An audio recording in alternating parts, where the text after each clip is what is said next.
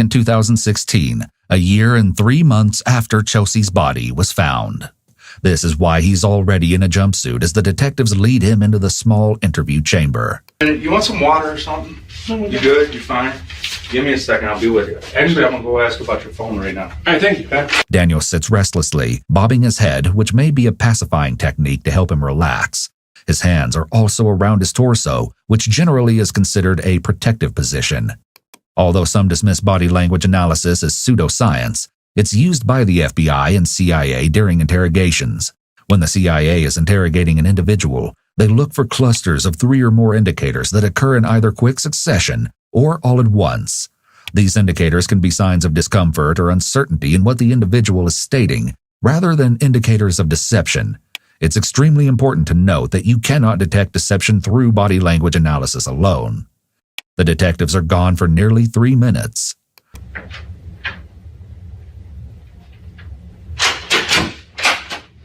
All right, we're working on the phone. All right. The deputies, what they do is they write the reports outside. So I got somebody calling. Yeah, the sergeant, what it was is he picked up my phone when they arrested me, and I said, can you let me call my girlfriend and tell her I'm going to jail for child support? Okay. He said, yeah, well, he called her, then I asked if I could have my phone back, and the deputy that put me in his car said, oh, we'll have it to you when you get to the jail. Okay. And then we'll get it for you. I mean, that phone, that's easy. No problem. Yeah, but I will for sure get your phone numbers for you. Yeah, because I was supposed to go get my kids today. I got to call their moms and let them know, Okay. I will for sure get your phone numbers for you. Okay. The lead interrogator on this case is Michael Preedmore, accompanied by a secondary detective, Brian Sroka. They work with Daniel on his phone request because they want to start by building goodwill and rapport. This also shows that they're willing to help him. Daniel Clay. Yep. So, Jefferson. Yeah. You quit in 07? No, it was 05 I quit. 07 was when I should have graduated. Because I was only in the 10th grade. Okay. So you got your GED or your I was diploma? 2 credits short of my diploma. Really? My real mom kicked me out. Really? Like, the state made me go live with her. They said, oh, well, you can go either to the youth center for, it was 7 months at that point. Until I turned 18, because, I had no Did guardian. you go to youth center? Or they said, you can go live with your real mom, who I had never met. Asking Daniel about his education and other general questions about his life lets the detectives know how much effort they will need to put into helping him understand his Miranda rights when the time comes, and is part of the continuing process to establish a positive relationship. Building rapport is an important first step before implementing the Reid technique. The suspect is likely nervous and on edge when in this situation, and making them trust the interrogator will help getting them to talk and reduce the likelihood of them requesting an attorney. Rapport building includes discussing non-threatening topics or small talk to make the suspect feel more willing to start talking and open up. The interrogator will employ active listening and seem interested in the topics the suspect discusses. People tend to trust and like people more when they have things in common, so the interrogator will try to find some common ground as well. The interrogator may make jokes or seem lighthearted to ease the tension early on, so they're willing to stay and talk.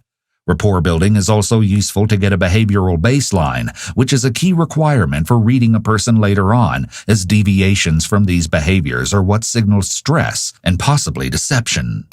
I told you we're doing an investigation. Your name came up. I need to talk to you because you're arrested. I need to read you your rights. Okay? So just understand you read and write. You understand, right? So, and I'm not trying to belittle you. I just got to make sure. Okay? Detective Preedmore goes through each right individually and makes sure that Daniel acknowledges his understanding verbally. That way, there's no way he can later claim that he didn't hear or understand any part of the process. Daniel signs the paper, so investigators begin their interrogation. All right. Okay. So let me just start. What I want to do is just get a little history, just basic history. Like where you live. Right now I'm staying in Frenchtown Villa. Okay. What's your address in Frenchtown? I'm not even sure the address. I just started staying. Was it where they picked you up Yeah, at? it's where they picked me up at. All right. When officers arrived at Daniel's residence, they knocked on the door for several minutes without an answer. However, they did notice that the blinds moved as though someone peeked out at them. A short time later, an officer reported that Daniel was fleeing through the back door. They had to pursue him and eventually cuff him on the ground. The detectives spend a few more minutes building rapport and learning about him, asking about where he lives, his ex-girlfriend, and the child support case that led to his incarceration.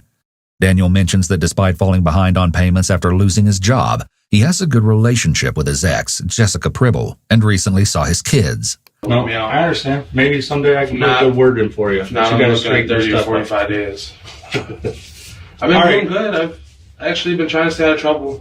Daniel mentions that he's trying to stay out of trouble, yet ironically, he's incarcerated over child support, is a suspect in Chelsea Bruck's homicide investigation, and immediately after discusses another brush he's had with the law. So is this about that book bag that I was in here for a few weeks ago? Book bag. Okay, no, I guess not. I was with my nephew Wesley. He took a book bag. We ended up getting in trouble. I spent 2 weeks in here, and then they dropped the charges. You know, I heard about that. Yeah. But that's not about it. Okay. That's a city. We're with the county. Oh, okay. All right. When Daniel is told he's not in because of the book bag issue, he begins to fidget. He uncrosses his leg, rubs his thighs with his hands, then crosses his legs again, showing much more bodily movement than just moments before. These are body language indicators of trying to self-soothe in order to release nervous energy. So this is what it is, all right? Okay.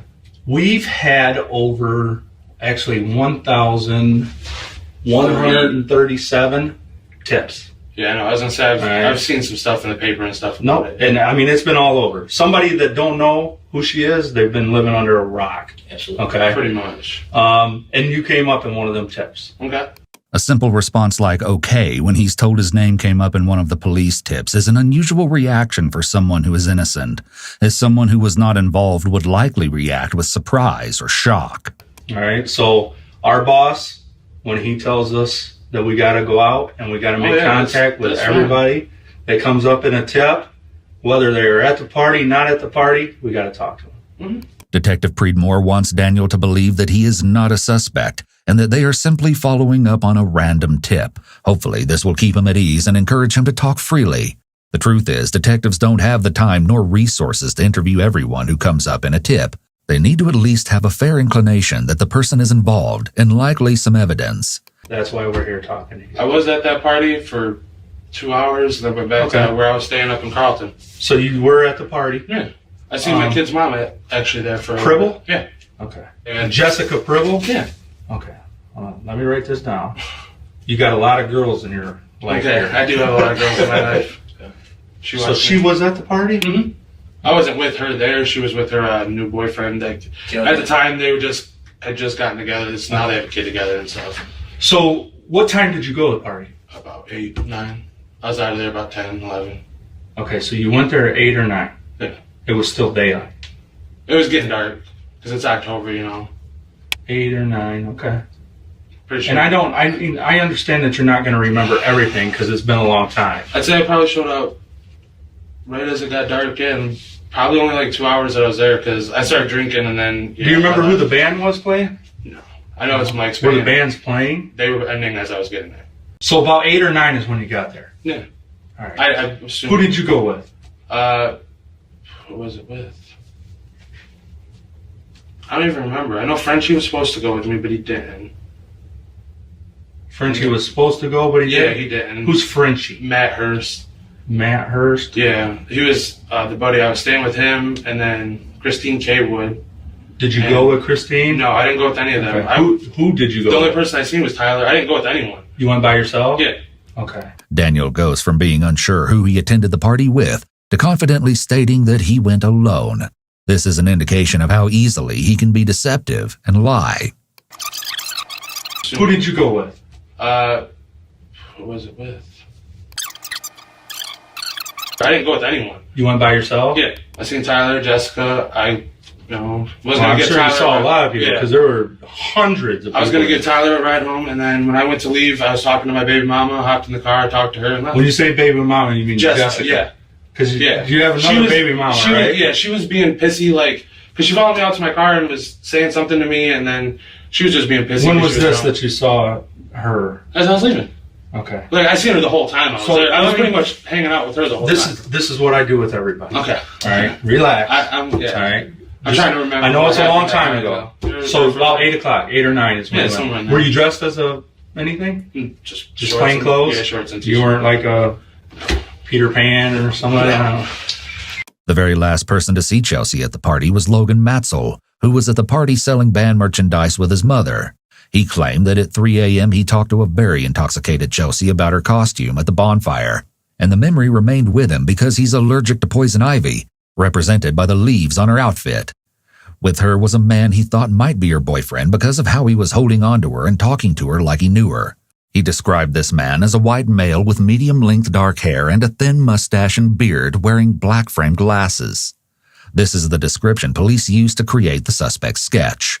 When Logan and Chelsea finished talking, he watched her and the man leave toward the parking lot, but he left to clean his booth before he saw them get in a vehicle. No, I did see, there was a So girl you were there. plain clothes. I do remember a girl there that was dressed up like Alice in Wonderland. She was so hot. Yeah. So hot. Daniel bringing up this other girl may be an attempt to lead detectives to believe that his interest was in this woman rather than Chelsea. You drove yourself. Yeah. What did you go in? My friend's car. Who's your friend? Christine. Jaywood. I don't talk to her anymore. She Who was is that? with Christine. It was just this chick I lived with. Christine? I might have actually had Talisa's car that day. Man, you know a lot of girls. Talisa's my baby mama. Christine was just this chick I stayed around. Tapping on the table when he speaks is known as using an illustrator. It can be a sign of possible deception when someone's gestures don't match with what they're saying. He taps twice, then pauses, then taps one more time, which doesn't fit with the natural punctuation points in his speech. If someone is thinking something different than what they're saying, the person's body may emphasize the thoughts rather than the words. I might have actually had Talisa's car that day. Man, you know a lot of girls. So, okay, well, hold on. Let's keep you focused here. All right? The car. Pretty sure I had Talisa's car. Talisa. Pretty what sure. kind of car was it? Ford Fusion. A Ford Fusion. Mm-hmm. So you drove a Ford Fusion. Be silver Ford Fusion. Silver Ford Fusion. What color? Or it is silver, right? Yeah. What year? You got me. It's newer. 08, 09, something like that. All right. You get there, you park, you get out, you say you got a half a pint, you start partying. What'd you do? Just wandered around. Okay. Mainly I spent most of the time talking with Jessica, my baby mama. So, party, you're there, you see Jessica. You said you hung out with Jessica most of the time. What was you drinking off from her? Fireball. Ooh. I remember that. What was your pint that you brought? Vodka. It's always vodka. Oh my gosh. I'm Ciroc. How much vodka did you drink? I only drank like the half pint. Okay. And then I drank, a couple shots of Fireball and stuff. But, I started getting a little tipsy, so, I won't lie. I drove drunk. I mean, what's your tipsy? I mean, I know what my tipsy is. I don't get drunk. Were you I don't, like if I'm standing here, I'd be standing here like this. I might, wobble a little bit, but, I could still do this number and stuff like that. So you still had your wits too. I don't like to get drunk. You weren't laying down on the ground laying in your puke. No, I don't like to get drunk. I think it's retarded. Like, if you get a buzz, I smoke weed. So, to me, getting a buzz and relaxing is what I want to do. I don't want to get stupid drunk and then puke everywhere. So a half pint, drink half pint. I might have drank a pint total because I drank some of the Fireball too. Were you smoking weed at the party too? I know a lot of people were kind of. I don't think I even smoked any weed there. I think I smoked before I went there, I don't like taking weed to parties and stuff because I've been pulled over so many times and got so many weed charges. As it is now, I don't even smoke weed unless I'm sitting at home and someone brings it to my house. The lead detective makes a point of asking Daniel how much he drank. This is intentional because Preedmore wants to ensure that later he cannot claim that he was too drunk to remember anything. The detective jokes around with him intentionally so that Daniel won't feel judged and can speak freely. Daniel seems to be comfortable with the officers, swearing in front of them regularly and talking more as if they were friends rather than authority figures. He even admits that he was drinking and driving that night. You talked to a couple people, but, did you ever see Not that Poison I know Ivy? of. Not that I know. I mean, she probably would have stood out if you saw her. Yeah, but it's also been 2 years. I think I seem to remember when this first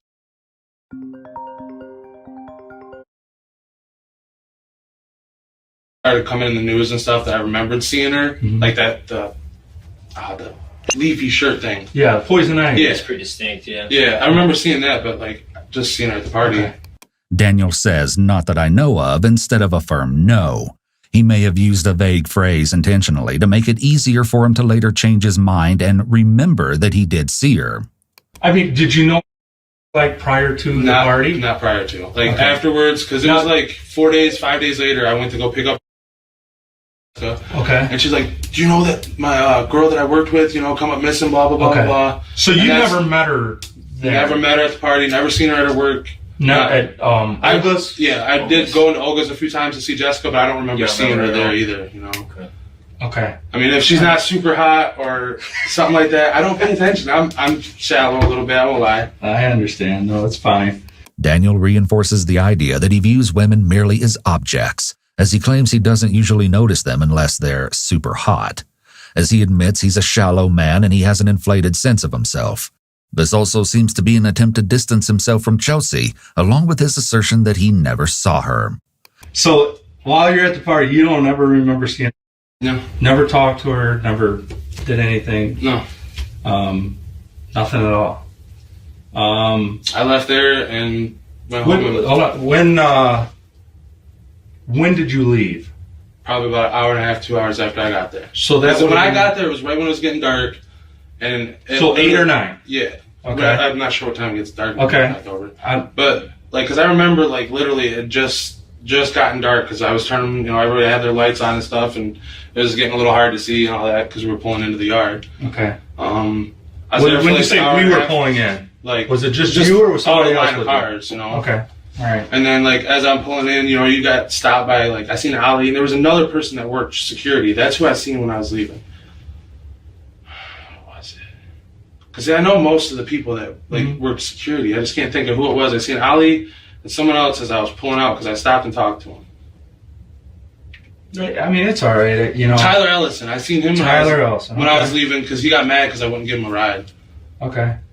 Because he had 4 chicks with him, and I was like, dude, I'm not taking you and 4 chicks somewhere just so I can get stuck with the ugly one. No. I was just That's exactly what it was. None of them were. Tyler Ellison is the friend that Daniel continuously uses as his alibi for being alone when leaving the party. However, when detectives interviewed him, Tyler's version of events differs significantly from Daniel's.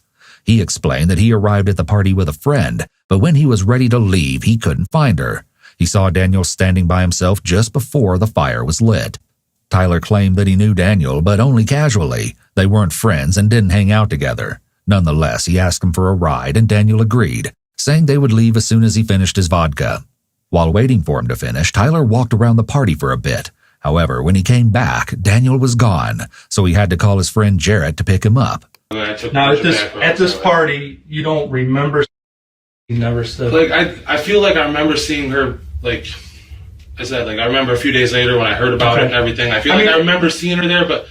The detectives continue to build their bond with Daniel, playing along with his jokes and behaving as if they're just friends having a casual chat, so he'll let down his guard. Meanwhile, they confirm the information he has provided them, checking to see if he will slip and change parts of his story. It seems to be working. After all, a short time ago, Daniel was adamant that he'd never seen Chelsea at the party. I could understand. So possibly, I understand you're drinking and that, and there's all kinds of people. I was gonna say, the only girl that really even sticks out to at that party besides my baby mama was the chick in the Alice in Wonderland costume. Gotcha. She's a big, tall chick, though. I've heard somebody talk about her before. Yeah, we before her actually too. Yes. Yeah, I agree with you. Yeah. She's pretty good looking. Right? Yeah. Dude. At one point, I literally picked her up on my shoulders and carried her. Then found out she had a boyfriend. I was so pissed off. Yeah, you're not the only one that's mentioned Alice in Wonderland.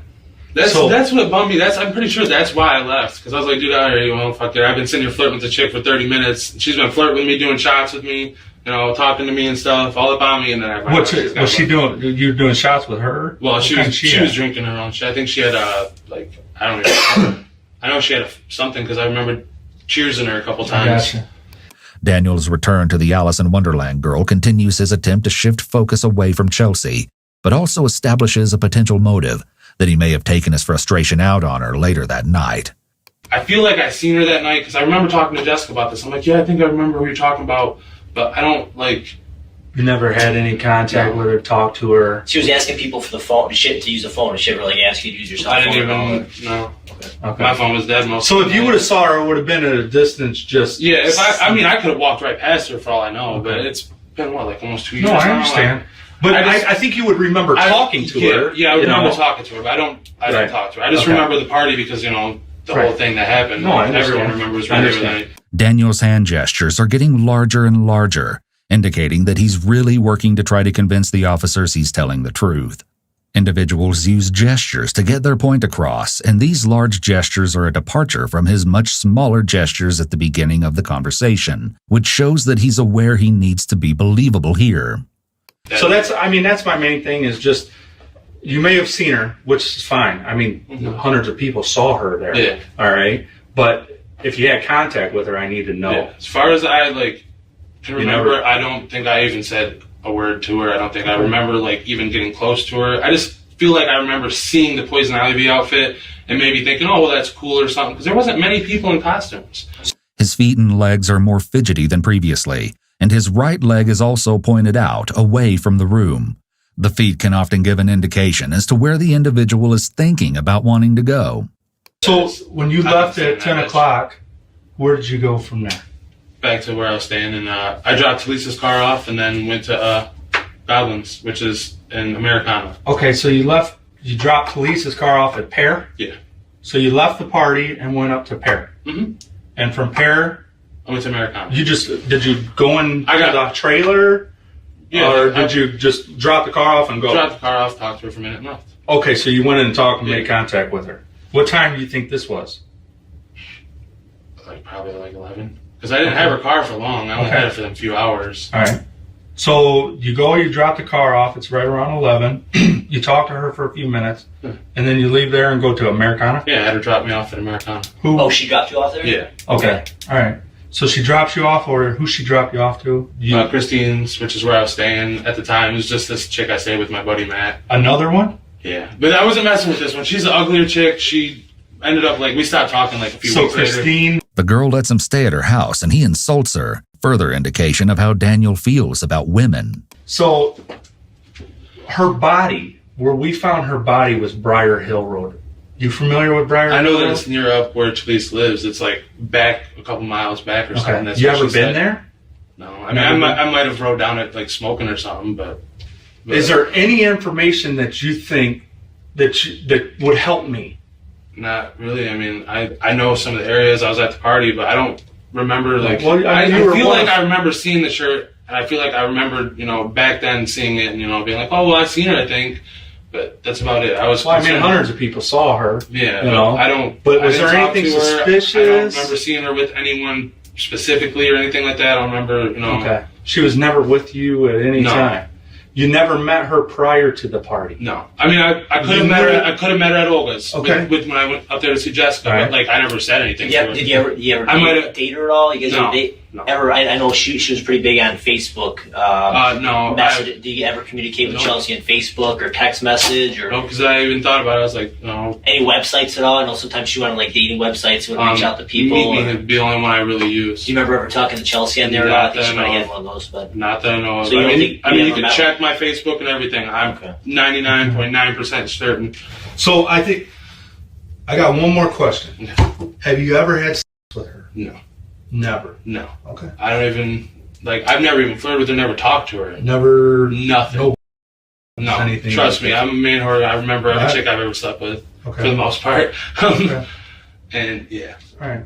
The detectives are asking all of these specific questions to rule out any innocuous reasons for finding his DNA on Chelsea's body. As this discovery was the reason they identified Daniel as a suspect in the first place, his denials of any chance or intimate encounters is very valuable for their interrogation. The detectives then tell Daniel they're going to take a short break.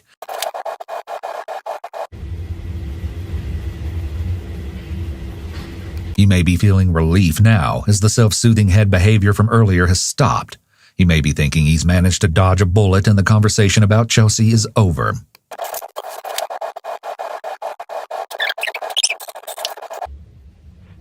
That's the pee. Oh, that's the pee.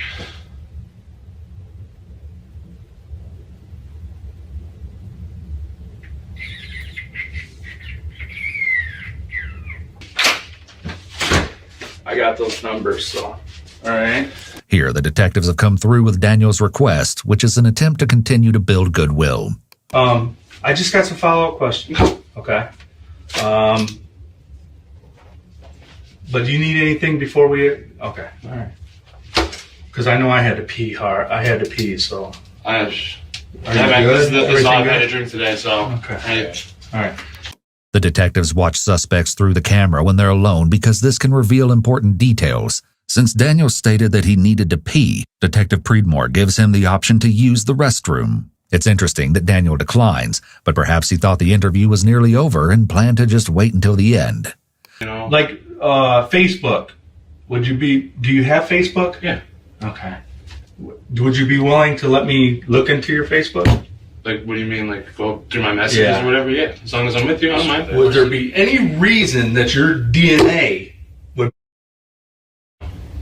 or on her clothes or in her hair? Not to my knowledge. Or anywhere on her body? No. Okay. The detectives are preparing to confront him with their evidence to check his responses to this information.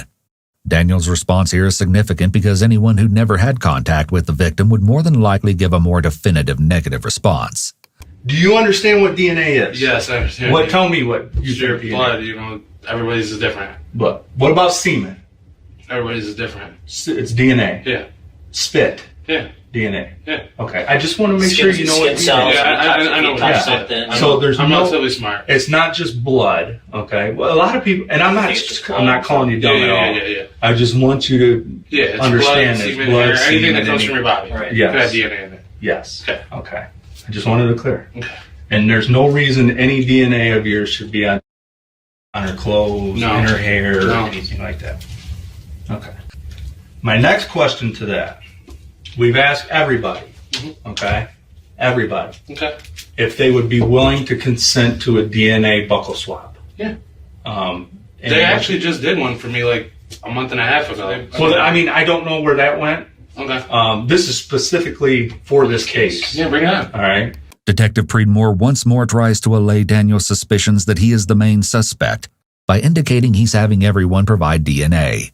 As Daniel points out, his DNA is on file from his prior arrest, but they're more interested in discovering whether he is willing to provide DNA or not.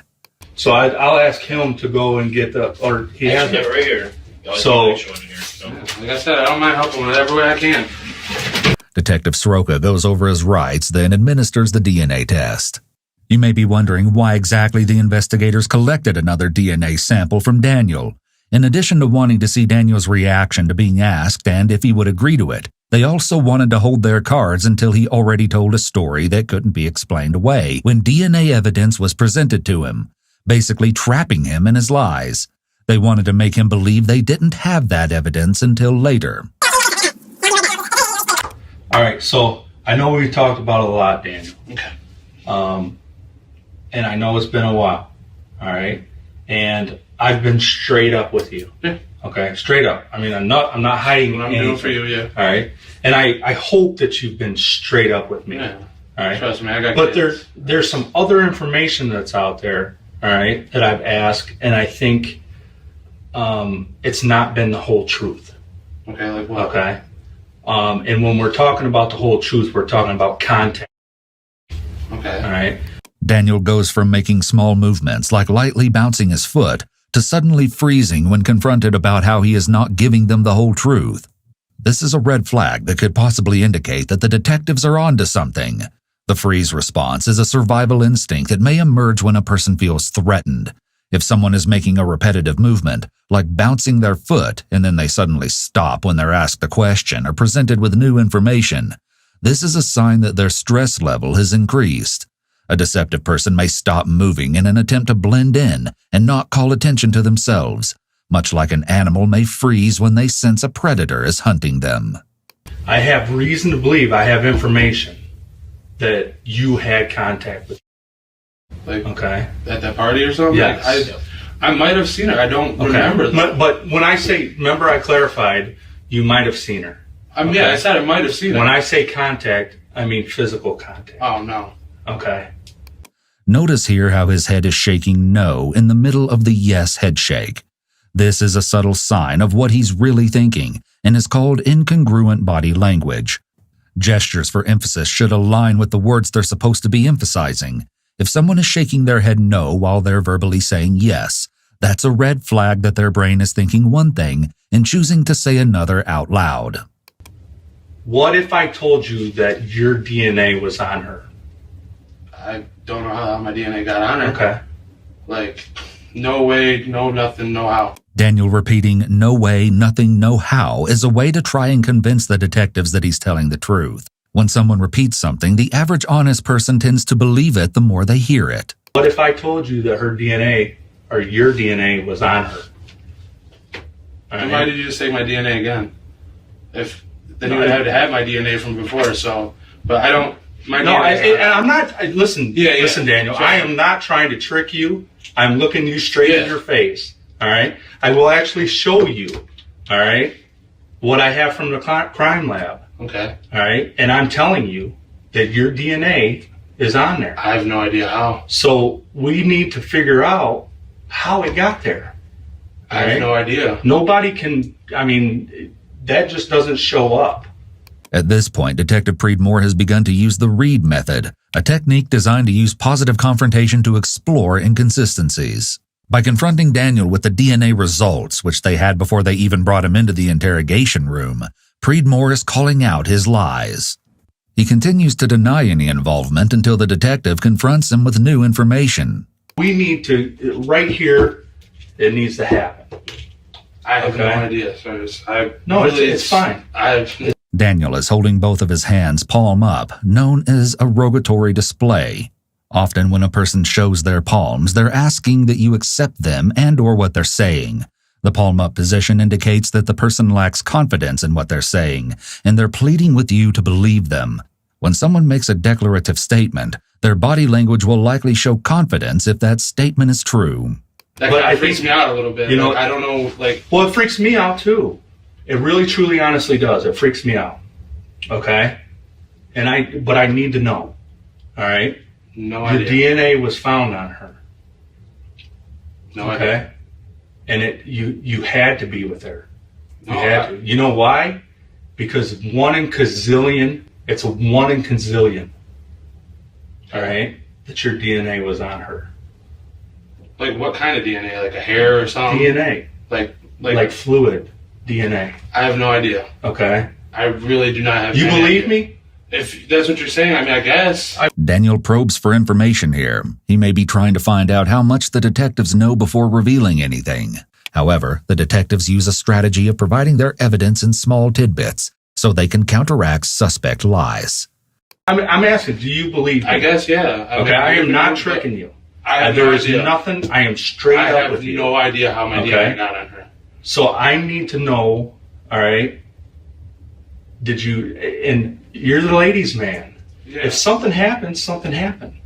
Now hear me out. Okay. Yeah. Well, Okay. you guys have been. Know everything about her, everything. And I know she was promiscuous. Your DNA is on her. I have no Okay. idea how. Preedmore deploys a tactic, appealing to Daniel's notion that he is a ladies' man and sleeps with so many women that he might not remember this particular encounter. This provides Daniel with an opening, while also suggesting that Chelsea may have been the instigator to try and make him feel comfortable enough to make admissions. Your I really DNA don't is know on how. her, Daniel. I really do not know how. So at some time you came in contact with her. I don't know Okay. how. Could it be like spit or something, or is it like semen DNA? It's Like- not spit. Like how? Okay. Because I'm not quite sure how your spit would be on her if you weren't up I don't know. close That's to what I'm her. saying. I could have walked by her talking or something. But we're not talking about a brush. No. It's not a brush. All right. I would have already told you that. Oh. That is not. No, your DNA is on her. I have no idea. If my DNA is on her, then I think I need a lawyer. But I have no idea how my DNA is on her. Well, I don't. I mean, I'm just trying to confirm. That we got your DNA on, and I'm asking you how it got there. I have no All right. idea. And I am not tricking you. I Okay. really have no But idea. Like You just mentioned the lawyer. Okay. yeah, like if my No, hold DNA on. is that I'm obviously getting charged with something or something. I don't know what's going on. But when you talk about a lawyer, all right, I gotta stop. I can't talk to you about Okay, well- anything anymore. Detective Preedmore has to stop Daniel here because once a suspect requests a lawyer, he's unable to continue the conversation any longer because any information they learn at this point would be considered inadmissible in court. Their main goal now is to convince Daniel to re-waive his right to a lawyer because once an attorney arrives, the interview is likely over. Realizing now that he's an actual suspect rather than just a tip detectives are acting upon, Daniel begins to panic. I'll listen to talk for now. I don't. Are want you to sure? Yeah, Because right this minute. Because I didn't do anything. I know I didn't do anything. So hold I'm on. Relax. All right. When you mention lawyer to me, I got to stop. Okay. I can't talk to you. Okay. All right. I have to confirm that you do not want an attorney to talk with you while I talk to you about I do not this. want an attorney yet. Okay. So Yeah. you do not want an attorney right now while we're talking about this. Right now, I'm fine. Okay. I want to know what's the DNA. I want to know. I'm going to show you. Okay. But you mentioned attorney to me. I'm fine. I'm not supposed to talk any more about it. Okay. But I want to. For the first time since this began, Daniel has his feet crossed at the ankles, which may be a sign that he's feeling nervous about what the detective is about to show him. Particularly for males, suddenly interlocking the ankles is often a sign that the person is feeling uncomfortable or stressed. As well, his hands clutched in his lap, protecting the jewels. This is a highly protective stance for him to take and indicates a significant increase in anxiety as his fight-flight-freeze mode intensifies. But I have to have your approval, your permission to talk to you further. You have my about permission to talk without to your attorney. Yes. All right, and you are clear. Yes. Okay. I want to know what's. You see your name right here. Okay. This is the DNA specimen, and this is your name. Mm-hmm. Your specimen matched up to DNA on hers, on her costume. Okay. You mentioned to me about getting a sample. All right. Yeah. You're correct. You just gave us one. All right. But you mentioned earlier about submitting a sample. Yeah, like. And I'm being straight up with you. When you submit that sample, it gets tested for everything. Okay, yeah. That's what happened. Okay. So that's why the cops come out so bad to look for me. So I'm here. All right. Okay. It's time. If you had contact, which you did, you did have contact. No. Because your DNA was on her costume. You did have contact with her. Another aspect of the read technique is to lower a suspect's confidence by making them aware that the detectives do not believe the answers they're giving in an attempt to stop or prevent future denials. And now we're going to go and we're going to talk about family. Okay. Okay? We're going to talk about our children. Okay. Your children. Okay. My children. His children. He has a two. Okay? The shift in topic to family is an intentional plan to appeal to Daniel's morality, as not only does he have children, but the victim has family members that are suffering due to her loss. All right? And this comes up. And you tell me that, no, you've never had any contact with her. No, I didn't. Okay? But your DNA was on her stuff. I don't know how. Okay? And I'm just telling you. It was there. And listen to me. You know how. All right? Only you know. Hold on. Only you know how. All right? But ultimately, it's up to you to tell. Your children, okay? I do not want your children wondering what their dad did. Nothing. I'm just telling you. I know. Because it's out there. It's going to be out there. So much speculation, okay, as to what happened. Someday, we can only hold stuff for so long and then the media can FOIA it. I know. Okay, so when they FOIA this and they find that Daniel Clay's DNA was on her stuff, all right, I mean, you know how people are. Yeah. They're going to want to hang you down here. I know. Okay, but that's where you can stop that. The inclusion of the media aspect is Preedmore's attempt to instill some fear into Daniel and get him to tell his version of the truth before the media writes the story for him. You can stop that and tell me what happened, how your DNA got on her costume. I have no idea. I really don't. You had contact with her. No. You did. I'm telling you, Dan.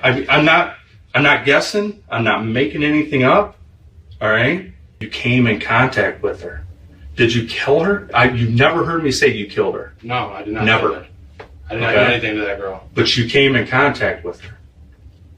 At the party, I might have, but I didn't do anything with so, her. I mean, I could have, like, unless I had something on me and I touched her somehow or something. I don't know. Okay, so hold on.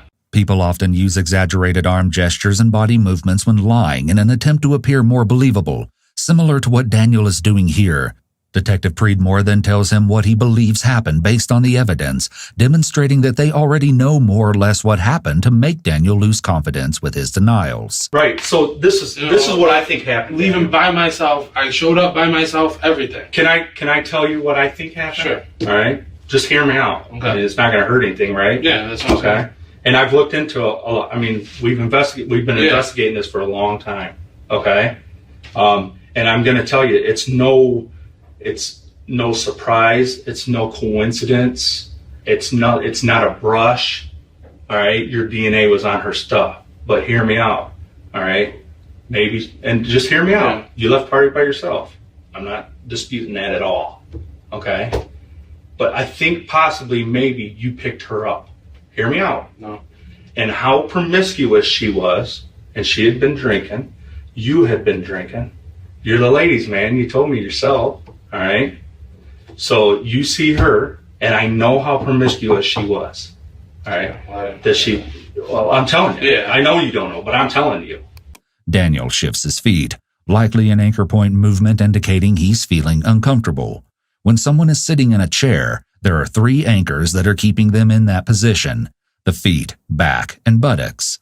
If a suspect moves any of these body parts, it may indicate that they're feeling anxious and trying to dissipate that energy through movement.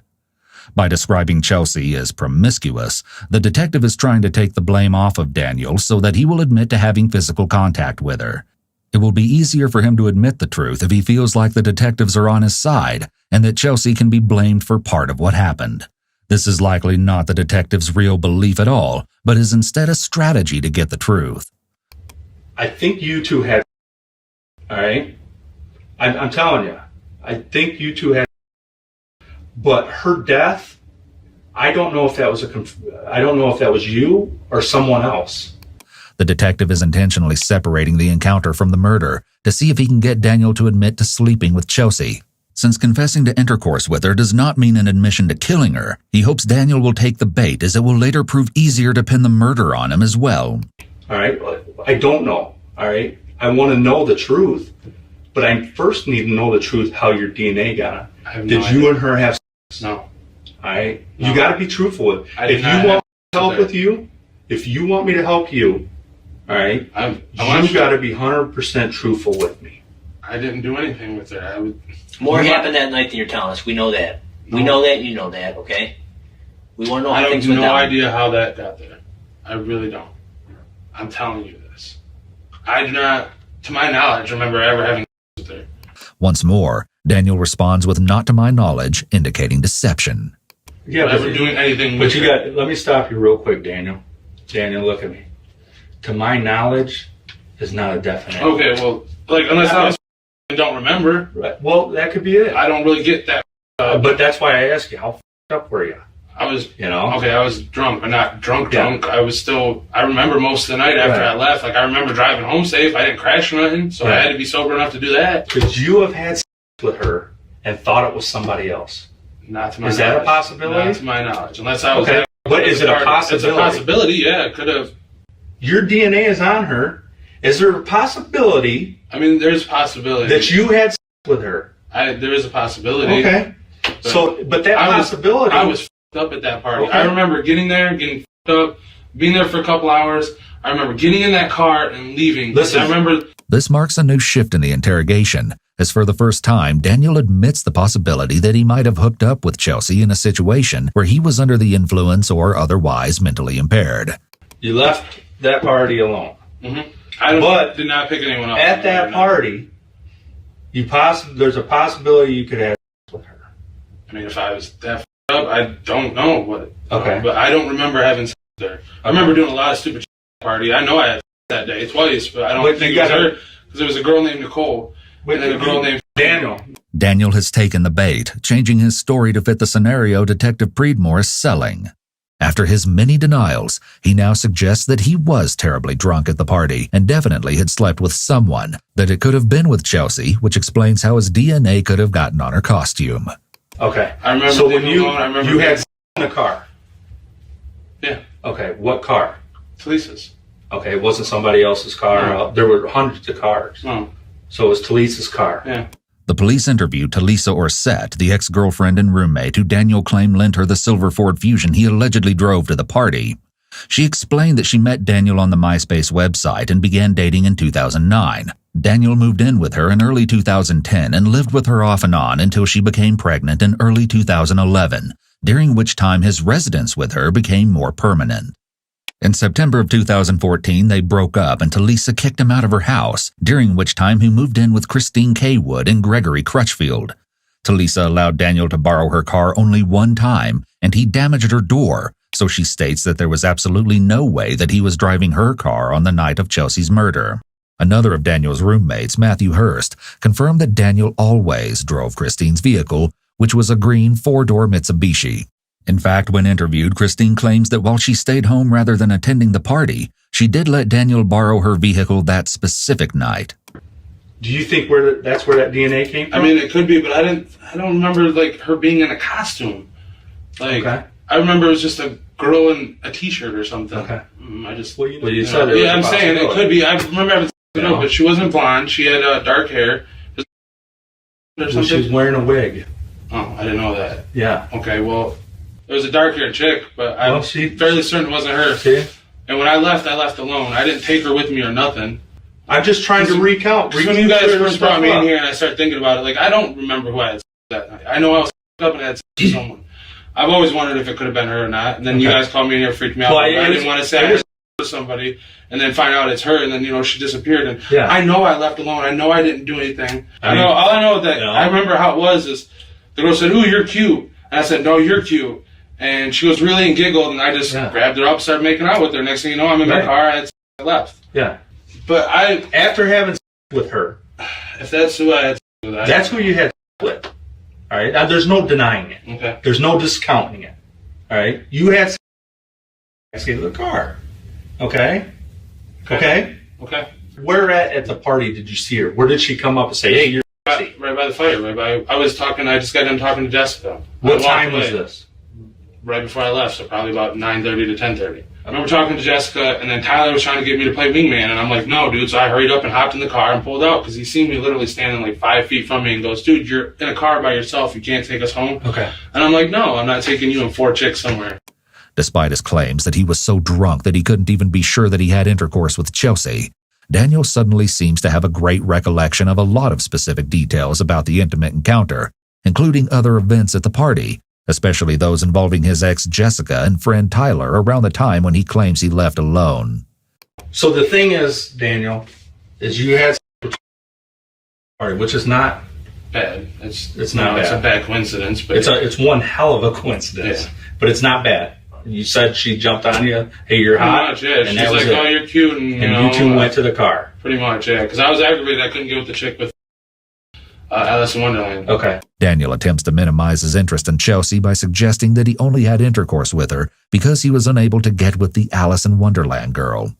However, this makes it plausible that he took his frustrations out on her. The thing, Daniel, I'm trying to believe you. I know. I really truly am. I didn't think about it. I'm being honest. I'm trying to believe you. I'm trying to believe you. I really, truly am. Okay? But it's really tough for me to believe. Okay. All right? It truly is. And I'm being honest with you. I get All that. right? I'm speaking to you man to man. Okay? There was a lot of people that party. So, I know. But out of all of them people, your DNA is on and it. it makes me look. So Okay. pretty much my life. So no matter what I say, it's never going to But yes, it does matter. Daniel's acknowledgement that it looks terrible for him and that anything he says at this point probably won't matter is not only a sign of defeat, but possibly a cop-out to stop having to account for his previous lies. The thing is now, all right, knowing, all right, and hear me out, what kind of vehicle it is, all right? What would I tell you if that description of that vehicle was seen up on Briar Hill that night? I'm just asking. What would you say? I'd be like, okay then, because I didn't drive it anywhere but from that party to. But Watch his hands here when he uses the table to emphasize. They don't match his words at all. There's a significant delay between what he says and the movement, which indicates a difference between what is going on in his head and what's coming out of his mouth. It might not even have been her vehicle, to be honest. It could have been Christine's vehicle that I had that night, but I feel like it was Talisa's. Notice that when the detective offers the hypothetical situation where Talisa's vehicle might have been spotted near Briar Road, Daniel begins to scramble, changing his story once more to suggest that it may have been his friend Christine's car instead. This shifting of his established story to avoid putting himself at risk is another example of his pattern of lies. Listen, Dan, I'm not trying to. I'm not trying to say. I need to know like, what this happened. Is 2 years ago, you know. I'm saying I know. Daniel makes another anchor point movement as he readjusts in his chair. The pressure is building, and he's likely feeling very tense. I left by myself. You would remember it. You told me yourself you drove down Briar Hill. Which one's Briar Hill? The one out there off of Newburgh around the corner where you would go and smoke. Oh, yeah. During the day after work, I'd smoke. I never went down that road that night. Yes, you did. No, I did not. Daniel. No, I did not. Not in my baby mama's car. Hey, Daniel, this girl that you're with at the party, okay, what was she wearing? For the first time in a long while, Detective Sroka speaks up. He is confrontational by design, setting himself up in a bad cop situation, making accusations toward Daniel, which establishes Detective Preedmore as the good cop. I just remember like tight pants and a t-shirt or something, I thought. Okay. It might have been the Leaf thing, but I don't remember, like... You think you would remember that if it was a Leaf, if she had a Leaf costume? I was wasted. Okay. I just remember that girl said, hey, let's, you know, and then... The girl that you had with, did she take her own clothes off? Did you take them off? How'd that go? She took them off. All she took was her pants off. Okay. All right. I have a couple issues with that, I guess. You know, number one, I think you're off on your time frame a little bit, too. Okay, I think you were at the party later and you're saying you were. It could have been a little later, but I could have sworn it was around dark. It was later, though. Let me tell you, the crime lab is telling the costume was torn. Okay, that wasn't by me, though. It was torn off. That was not by me. But the thing is both of them. You said I left by myself, 100% sure. He's adding an extra qualifier here, another red flag for an increase in anxiety and potential deception. It's interesting that he claims to be so wasted he wasn't sure who he had intercourse with, but he's able to be 100% sure he left by himself. He's also using a lot of intense hand motions here, really trying to emphasize his point to the detective and make himself as believable as possible. When you left the party, in the backseat of your vehicle. No, she was in the trunk of your vehicle. No. She never went in the trunk. She never went in the back. At some point, go check the car. If there's anything in it. I don't know. When the two detectives converge on Daniel applying pressure, he begins to use exaggerated gestures again, trying to make himself seem convincing. At some point, in the vehicle with you. Yeah, in the back seat. Not the trunk, not the front seat. After you left the party. No. After you left the party. No. At one point, after you left the party. No, she was not. Yes, she was. No, she was not. She was. No, she was not. And we know about that. See, the problem is, Daniel, is we started off on the wrong foot. I know. I shouldn't have said it. We really did. I said I should have. I mean, I didn't think it was her because it was dark hair. I didn't know she had a wig on. But we started off, and and then I got to confront you. You know what I mean? And I don't want to have to do that. The detectives dole out one bit of evidence at a time to not only leave Daniel wondering what else they may know that they haven't yet told, but to keep him on his toes and catch him in lies since they haven't provided him with all the information. The thing is I think you're telling me part of the truth. I'm telling you the whole truth. No. All right. I mean, I was hiding the part really. Listen, I think you and her had out on Briar Hill. No, we did not. All right. I would have found something happened. Something happened. If I was going to have there somewhere, anywhere, I'd have gone right near there. I would have gone way out to Briar Hill Road. Yeah, but Daniel, it's not out of the ordinary for you to drive out there because that's where you live. Yeah, but I wouldn't. All right. There's no spots with houses all along that road, and I'd have done it somewhere out by where she was at. That's a nice, quiet place to tuck away at the railroad tracks. No.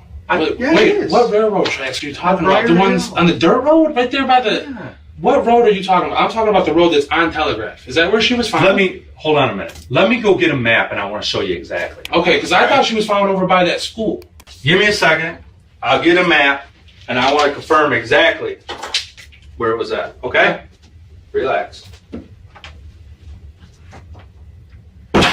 Left alone, Daniel sits still and focused, his mind undoubtedly racing as he tries to figure out how to explain his actions without implicating himself further. Rianne Lazotte was Matthew Hurst's girlfriend and also stayed in the residence when Daniel was there. In an interview, she recalled Daniel talking about a girl who'd gone missing from the party, possibly calling Chelsea by name. She didn't believe that this information had been released into the media at the time. In fact, Chelsea's mother didn't even realize that she was missing until 8:30 p.m. that night, and didn't report her missing until the following day, October 27, 2014. On that day, Daniel shared a link on his Facebook about Chelsea's disappearance at the party.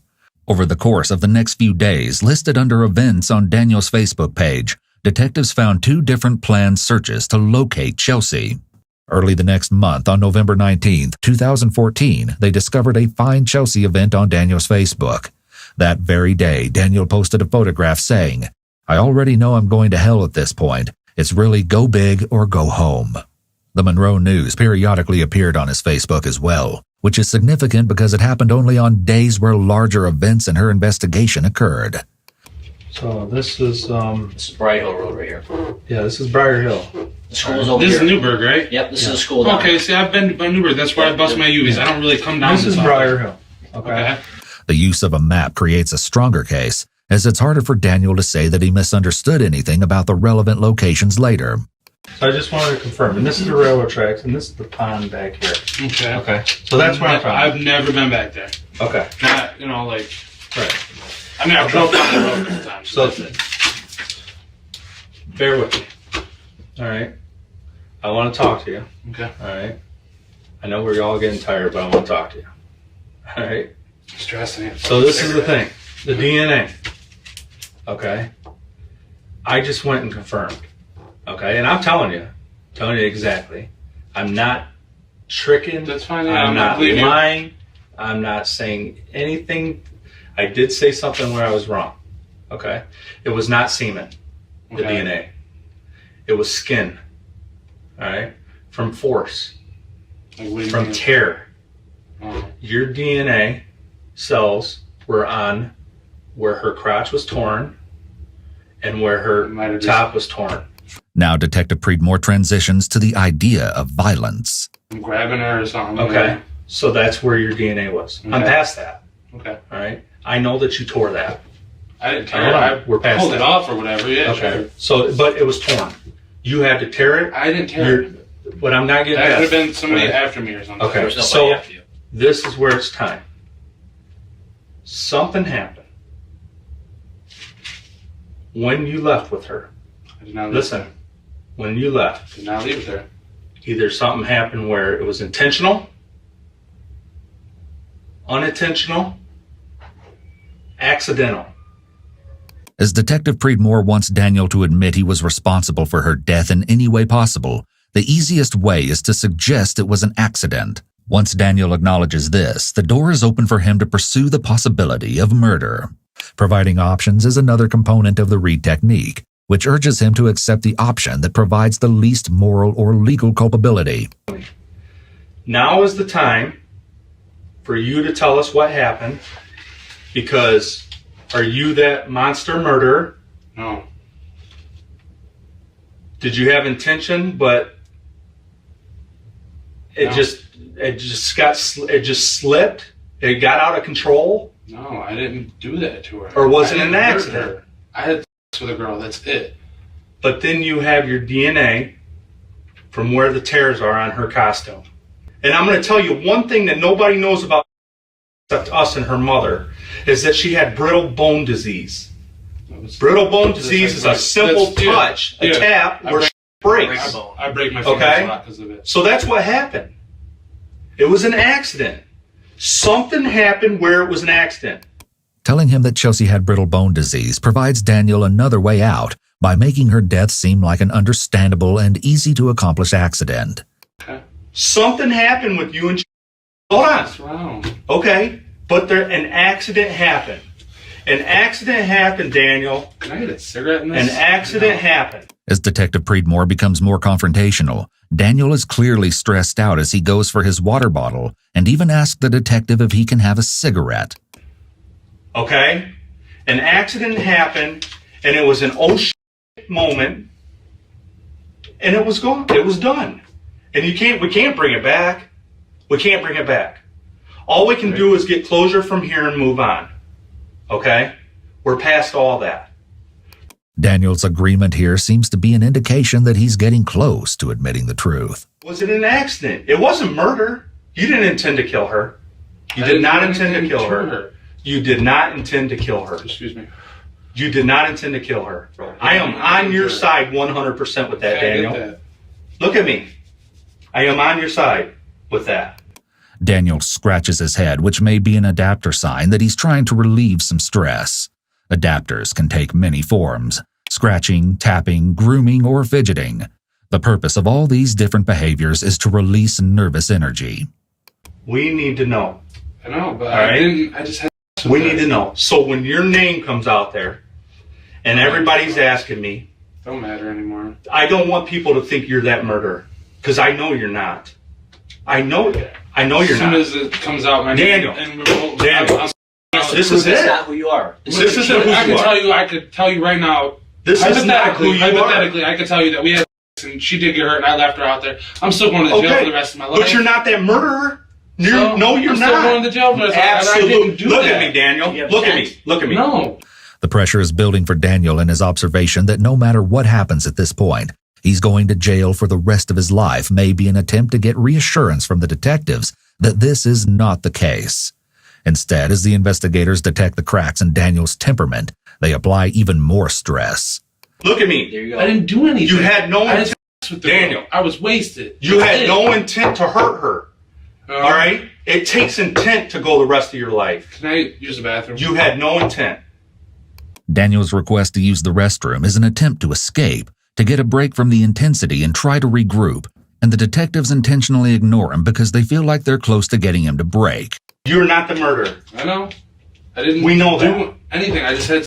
An accident happened. Something happened. All right? I can't fault you for an accident. You can't fault yourself for an for an accident. accident. Absolutely not. It matters. Listen, Daniel, There's it a matters. difference. There's a It difference. absolutely Big time. matters. Yes, There's it a difference, does. you know. We need to know. I know. Okay? First off, can I please go to the bathroom? Is it possible for me to get Listen, a cigarette? Because I'm stressed out. Like I I'm will get literally you a starting to shake. cigarette. Listen, Daniel, I'll get you a cigarette. I'll get you to go to the bathroom. Okay? Thank you. But hold on. Let's pee. All right. Let's pee. We're gonna get a Okay. cigarette. We're gonna come back. We're gonna finish talking Thank about you this. very much. Okay. We're gonna finish talking about this. Detective Sroka takes initiative here as Detective Preedmore attempts to bargain with Daniel, providing the bathroom and a cigarette for more information. This is a wise decision, even though it's clearly not what the lead detective had in mind. However, his partner realizes that if they continue down that avenue, bargaining in that way could be viewed as a form of coercion, which could damage their case. Instead, giving Daniel what he needs, even breaking the rules to provide him a cigarette, will establish more goodwill in a sense that the detectives are willing to bend the rules for him. Hopefully, in return, he will provide more information. My partner's trying to get a cigarette for you. Thank you. Something happened on Briar Hill Road. Okay. And It was we never won't- on Briar Hill Road. I never. Here, listen, I'm telling you, I'm not around here. I know. Okay? I'm being straight up with you. I'm being man to man with you. Look it. Thank all right? you. I can get my ass in a ringer. I And it's know. not funny. I could lose my job over this. I know. Thank you Okay? very much. For God's sakes, they don't even let people smoke in bars, let alone a Government sheriff's building. office interview. Don't they room. go on the roof and smoke? That's where all the COs go. Well, I don't know what they do, but I know they Oh. don't smoke inside an I wanna interview know. room. Thank you very much, sir. Driving home the point that he's risking his job by providing Daniel with cigarettes, Detective Preedmore is encouraging Daniel indirectly to repay him with information. And Can I have a lawyer brought here to speak while you're here today? listen, I Can don't. we do it right now Listen. so I can ask a lawyer about my rights? Before I say I've already anything told you your rights. more? I Okay. know. I want to ask a lawyer what I should, be saying here now. Instead, Daniel brings up his attorney again, beginning the whole process of the detectives having to get him to waive his Miranda rights so they don't have to stop the interrogation. Okay, so you want an attorney? Yeah, if I can have one. Well, I can't get an I know. attorney for you. I can't do that. No, I mean, let's say I'd have to wait till Monday. 6:30. I'd have to wait All till right, Monday. and to this talk is to you. it. We're done. All right, this is it. We're done after this. All right. So if you want me to be your mouth out there on the street, I will. If you want to leave me hanging and guessing and speculating, that's another thing. Since defense attorneys frequently have to support suspects after hours, Detective Preedmore's implication that he cannot get one this late in the day is a lie. He gambles by stating that they are done and he can no longer help, hoping that will convince Daniel to waive his lawyer again.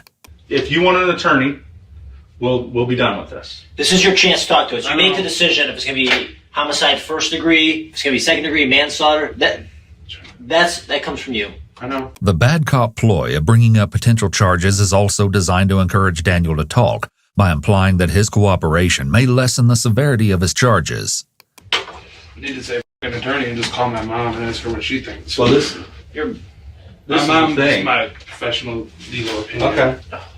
Well, I don't know. I mean, If I could have my phone, can I at least call her before I But not say right this now. and then tell you? Well, not right now. mean, And tell you. I'll ask let her you call opinion. your mom after we're done. I've already told you I would do that. All right.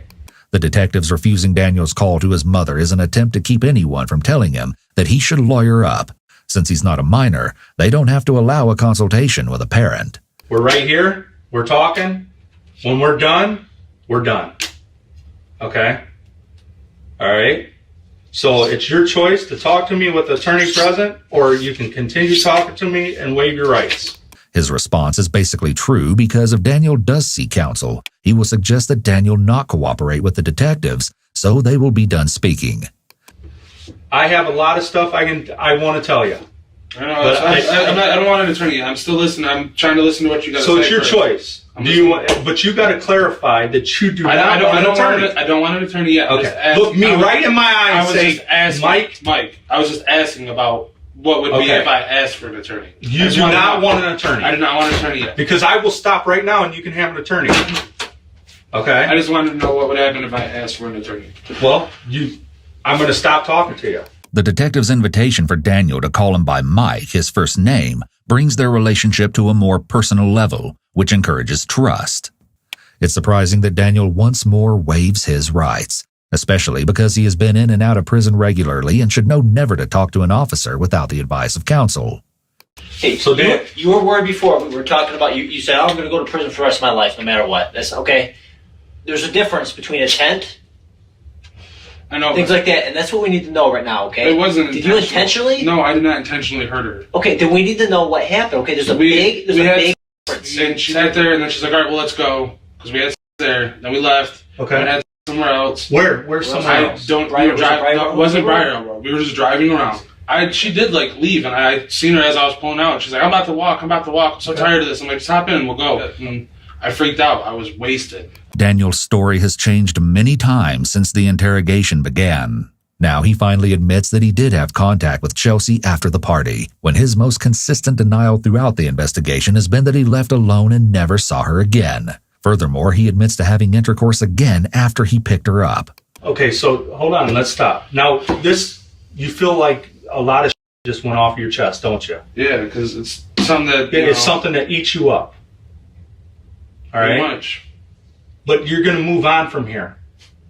You're going to Yeah, listen prison to for me. the rest of my life. I lost Listen my to me. kids. Just by telling you that I've lost Listen my to me. kids, I've lost my family, I've lost my girlfriend, Daniel. I've lost everything. Daniel, listen to me. The investigator puts his hand on Daniel's knee here, a gesture of support and encouragement. Even though he knows this isn't the whole story, he praises Daniel for manning up, and they talk about how good it feels to get the truth out at last. You never told anybody besides us. Never. right? Did told anybody ever anyone. question you about it? Any friends say, hey, do you have any No. involvement in this at all? Like Jessica asked me about it. Like she's like, "Oh, the girl I worked with, come up missing," and I had a mini heart attack. But besides that, But you no. never told anybody but us. No. How did you feel when you see it on the news, Every time I see it, her I being freaked out. missing, That's why, her like, being found? How did you feel? the worst was, like- you panic a little I bit? or- panicked a lot every time, And then like for the month after it happened, I was really bad. I started getting a little better, and then I went out on a big drug binge, I'm tried gonna all step kinds of out. drugs Yeah, and sure. stuff, and then Alright. come back and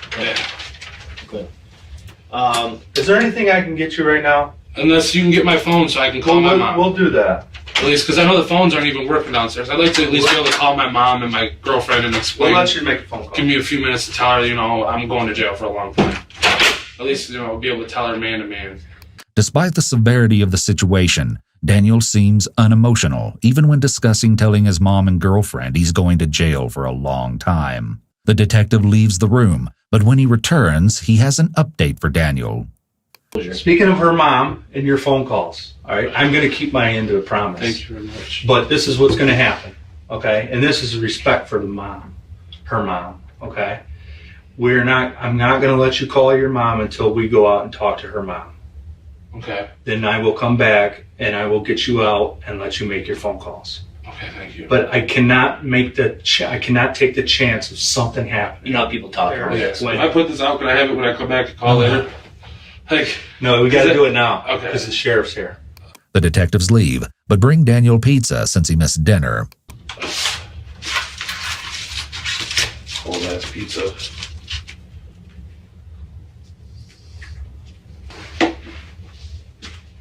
I turn that bitch down. Oh, no.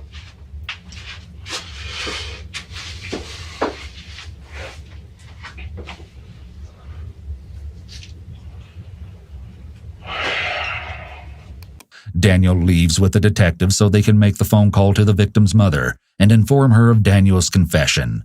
While they do this, Daniel will be placed in a cell before he's allowed to make the personal calls he requested. He continues to express only concern about himself rather than anyone else affected through his actions. Of course, Detective Preedmore reviewed the recorded phone calls. One call was to his current girlfriend, Kelly Richter.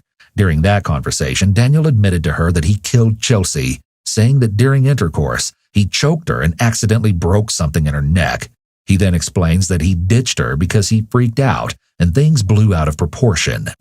He made a similar call to a woman named Nikki Chisholm, telling her that he was drunk as when he killed Chelsea. Daniel was subsequently arrested for the death of Chelsea Bruck, but one huge mystery remains. What happened that night? Well, the answer is both twisted and disturbing.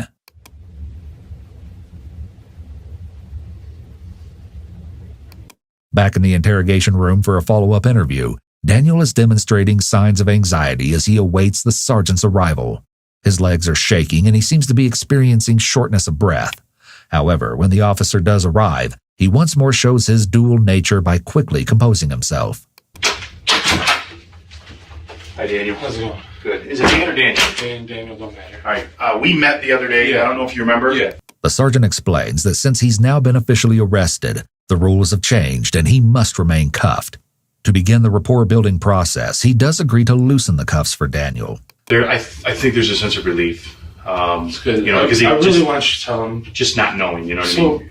So, but they had some questions, and I had some questions. You know, nothing. Just like last time, we don't jump around and scream. I think the detectives treated you pretty Yeah, good they last did. time. They so. were very nice. You know, they gave me a couple cigarettes, Yeah. pizza and stuff. I don't have any cigarettes for you.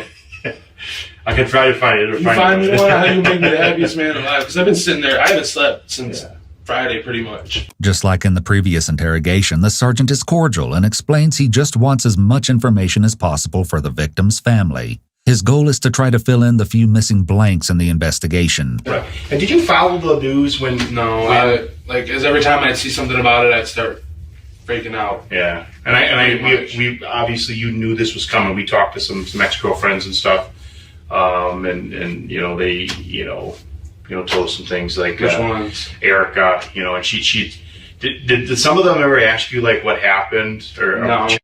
I mean meaning Erica, just I talked to her that night when I was in here on the phone. I called her. Yeah. And I told her what happened.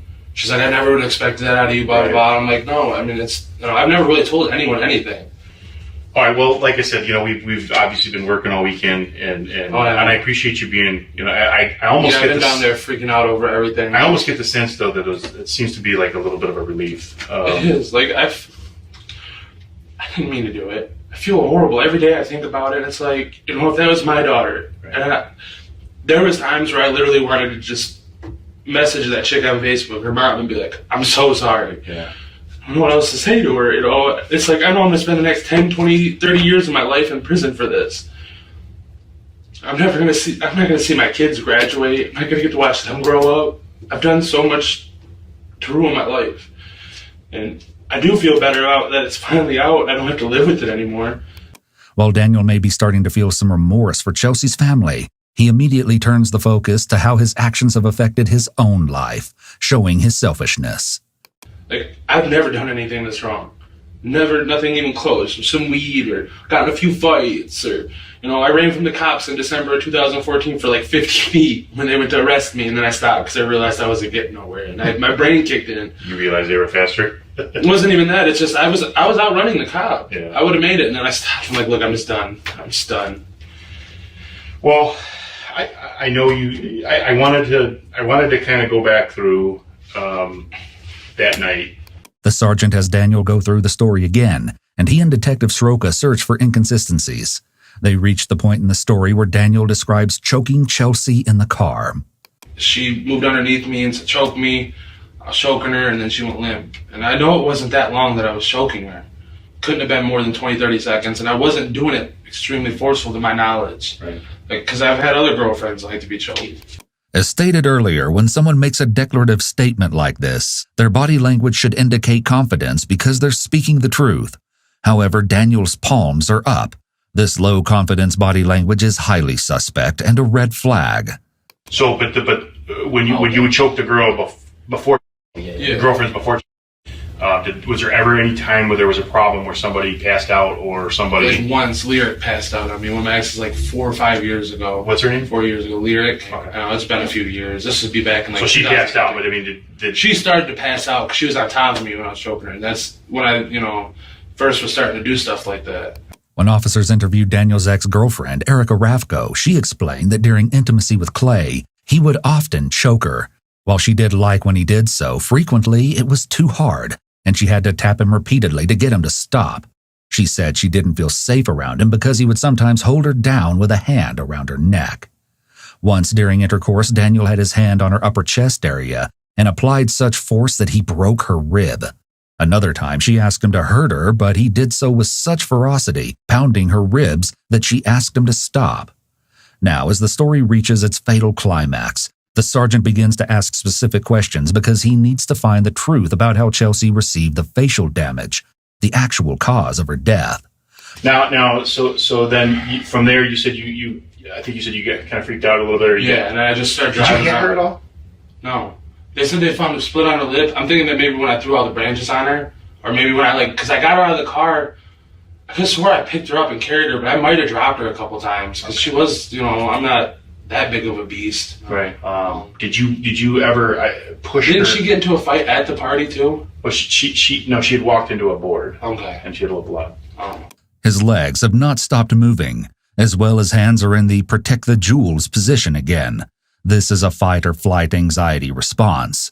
We naturally move our hands towards protecting our important organs, including reproductive organs.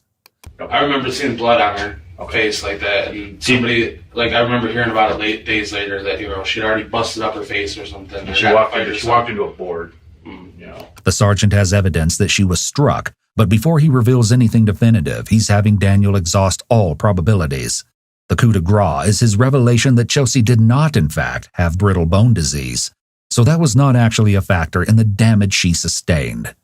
Did you ever push her down to the point where maybe her bone could break or anything like that? And by the way, she did not have brittle bone disease. By the way, somebody said that. Yeah. It was she had a little bit of a muscle issue, and what that was is the muscle issue. It would just make her tired. Okay, it had nothing to do with her bones or nothing like that. So your bones are very strong. I might have pushed on her throat. That I don't remember. I was f***ed up. Okay. Now when you say drop her, did you drop her from? How were you carrying her? Like this, probably on my shoulder, this. So you're what, 6 foot? So we're about the same height. So maybe you're a little taller than I. But you carried her like this. You didn't carry her like a fireman. Probably both ways. Okay. Did you drop her? Pretty sure. What did you drop her on? It'd be because I pulled down the tracks a little bit, so whatever's on that pathway, the back where they found her. Okay. Because I was stumbling all around, just trying to find somewhere to put her. Pretty much, I don't know why I was doing it. I just kept thinking that if I go to take myself to the police department right now, they're gonna just. Did you drop her on any kind of hard object? I might have. Well, would you know? Would you have heard a thud? I would think. When I pulled up. Or did you drop her? When I pulled up, there's a spot where we parked, and there's a field right there. Yeah. In front of it. Isn't that across the street from where she was found? Because that's where I parked. So I probably walked her down those tracks. I'm going to drop her in the road or on the tracks. Daniel continues to change his story to fit the new evidence presented. Now he's desperately trying to find a situation to explain the damage to Chelsea's face, because the act will be seen as intentional rather than accidental. We have a problem. Okay. because she's got some significant injury in your jaw. Everybody's jaw is this is probably one of the more stronger bones you have in your body, because it's your jaw. I mean, you use it, to bite, and you're constantly using it. And the way the medical examiner explained it, it's almost kind of like the bone material. I guess the composition of the bone here it's almost like woven, so it's even stronger than, like, say, your arm bone or like a rib or something like that. And she has a significant injury to her midline right here. Okay. It's broke.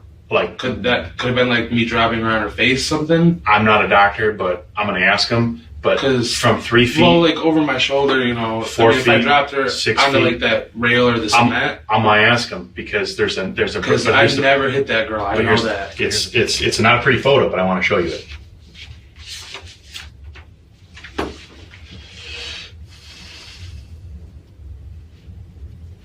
You see that right there? Yeah, because I kind of. It's broken right in half. I got better pictures. I have no idea how that happened. Right here. Unless I dropped her on her face. And this is broke here. Is this the way you left her? Probably. I branched over, yeah. The sergeant makes a quick check to prove without a doubt that Daniel put her there, pointing out that only the one who did this would have known about the logs, and he agrees. The viewing of the photographs is one of the few times that Daniel seems very quiet. That's significant. Yeah, that is. But unless I dropped her on her face, I have no idea. I'm telling you. But from 3 to 4 feet, I mean, I don't know how you can break a bone that that. I mean, I'm just a layperson here, but as the medical guy, because I walked on the tracks part way and not across the road with her, so unless I dropped her onto the tracks or the road, I know I didn't make it that far drunk carrying her that way. This, after she died, did you slam her head up and down on a hard object? I don't know. I might have hit her against something, but not like that. Or I might have tried to smack her. I might have hit her hard when I was smacking her, trying to get her to wake up, but not like that. That's you're looking at the Braves. I wasn't that messed up. I mean, I was drunk. I was fucked up, but not to where I wouldn't know my own strength like that. I could have stepped on her. No, stomp. No, you can't. You're not going to break somebody stepping on something. I mean, I could have tripped. I don't even think that, because these logs were light. If I remember, they were heavy. They were heavy. They weren't heavy at all. We picked them up like it was nothing. So I remember there being one heavy log that I picked up and put on her the first time. That might not have been grabbed the second time. Did you smash her face with it? I might have hit her with it on accident, but not purposefully. I might have picked up the log and went like that, hit her, but I never hit that girl. This is the second time that Daniel has referred to Chelsea as that girl, which is a little disrespectful, but also a way of distancing himself from her. He's been throwing out all the possibilities he can to try to make his story fit the evidence, but his stress level is obviously increasing, which is evident as he throws his hands wide in exaggerated motions to try to convince the sergeant of his innocence. This is what I'm having a problem understanding, Dan, is she has significant injury here, and she's dead here, presumably. That's according to you.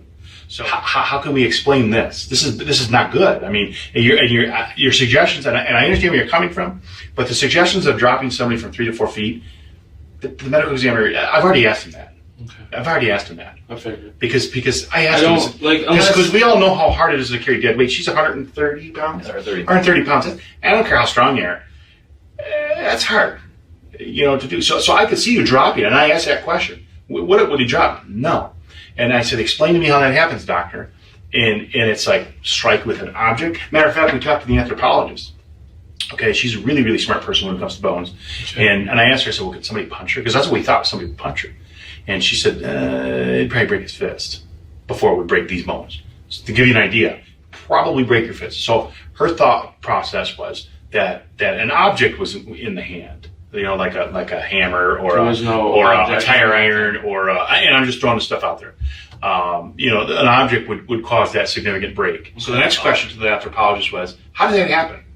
And she said, well, you could smash your face into a hard object, a stable hard object, multiple times, because there's multiple impacts. Impact.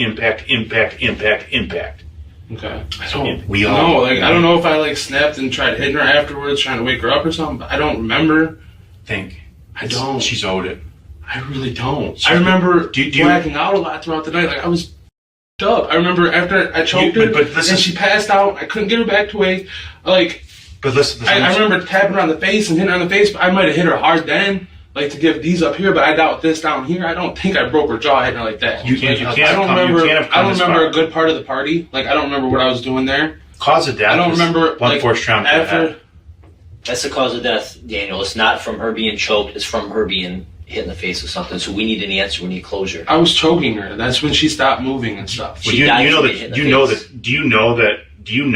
that you can be alive and have real shallow breathing? Do you know she probably died miserably here? Like out in a field somewhere with a couple goddamn logs on her? She was dead. How do you know? It's like there was no breath, no nothing, no pulse, no nothing. I sat there and kept trying to find it forever. But do you understand what I'm saying? Death was blunt force trauma to the head. That's what they called it. That's what the medical examiner called it. The people that do that for a living. While the detective is speaking, Daniel wipes sweat from his forehead and hands. There's nowhere else for him to run. So, I can get a cigarette, please. Staring at this is about to make me have a panic attack. Like, and then I'm literally feeling myself sweat and about to just start crying and passing out. Can I please have a cigarette and some water? Daniel requests a cigarette in an attempt to take the focus off him as he's out of excuses, and so he can escape the intense questioning. Detective Sroka goes to get him some water, taking money from the lead detective for the purpose. While the other man is gone, the detective tells Daniel how close they've all come with Chelsea's family and urges him to give them the closure they need.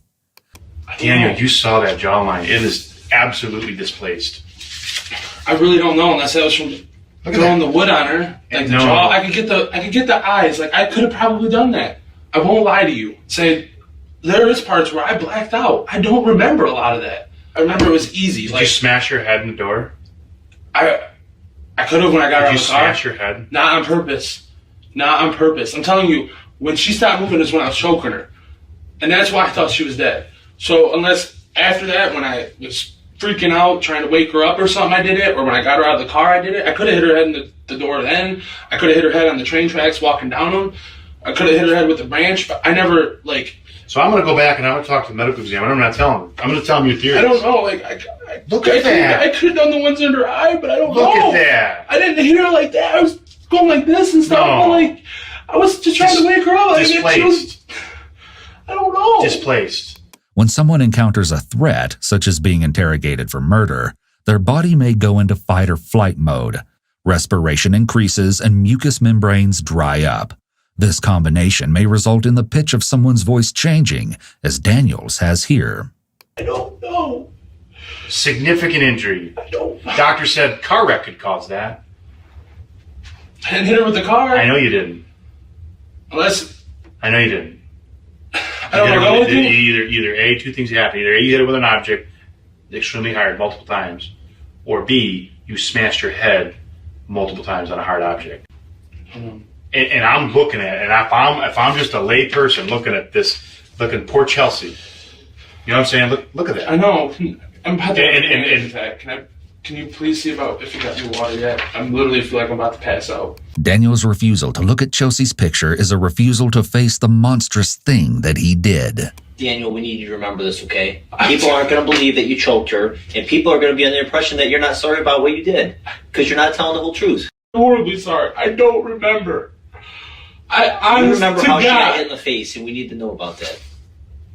I can sit here and keep asking. It doesn't matter if you choked her to death or you hit a baseball bat. After I come out with this yesterday and told you everything, I have nothing else to hide. Nothing. I'm telling you right now, there is a good possibility I could have. Obviously, I must have did something. Okay, I'm not gonna lie to you and keep trying to say I didn't because you've shown me the stuff. I don't remember doing that. I, honest to God, do not remember doing that or what I used to do it or if I did it. Like, I don't know. What am I going to tell Mom?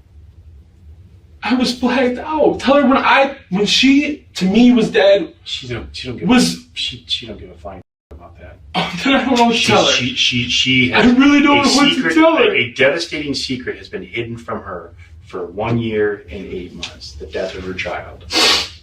really don't know. You are now at the finish line. You're now at the finish line, and she's owed that. She is owed that.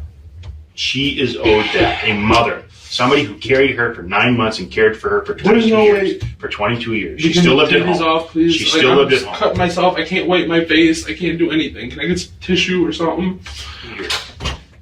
I'm telling you, I don't remember ever doing anything like that. The fact that I did that makes me want to die. You can shoot me right now and I wouldn't give a shit. Obviously, I don't remember, sir. I swear to you, I cannot remember. Daniel's recent references to the detectives as sirs is an attempt to come across as a respectful, polite person rather than the monster that he actually is. However, during this conversation about the victim's family, he's more concerned with his own well-being as he's only interested in getting a tissue. His crying fits are more than likely staged, evident by how he's able to turn his emotions off and on, composing himself immediately and appearing fine between outbreaks. I honestly do not remember that. I know I was freaked out. I was upset. I thought she was dead when I choked her. If I had known she was still alive, I would have let her go. I would have taken her to the hospital or something. That's why I freaked out, was because I thought she was dead. Daniel slips up here. After all, if she was there consensually, why would he need to let her go? He realizes this and quickly adds the part about the hospital as damage control.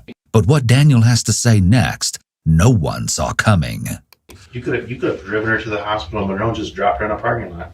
She'd had a hell of a lot better chance of living than putting her out in the middle of the woods. I know, but I was afraid about going to prison for the rest of my life over it. Now I still am. So it's about you.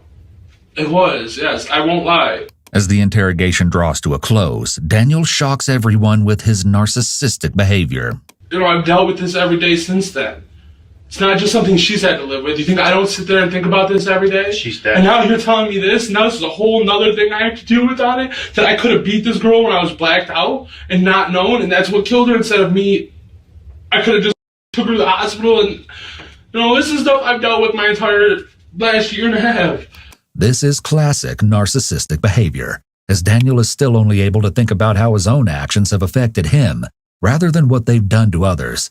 He has no real remorse for Chelsea or those affected by her death at his hands. I don't remember doing that. If I did, I would tell you. What do I have to hide from? You've gone out and lived your life. You've got on I know. Facebook and meetme.com and you're under investigation right now for other incidents. For what?